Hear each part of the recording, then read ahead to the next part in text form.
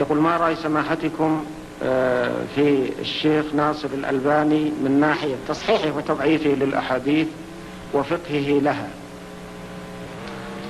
ناصر الدين الألباني من خواص إخواننا المعروفين، قد عرفته قديما،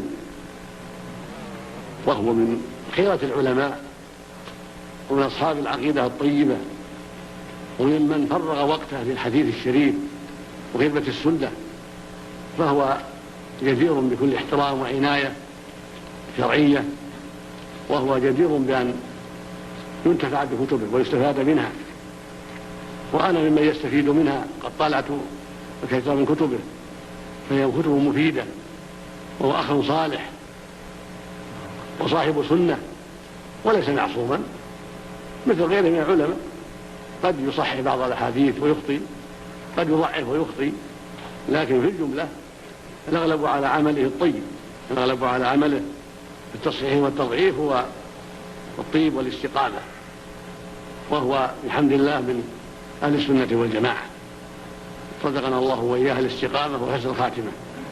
وكثر المسلمين من يشاكله في العلم والعمل والدعوة إلى الخير وخدمة السنة.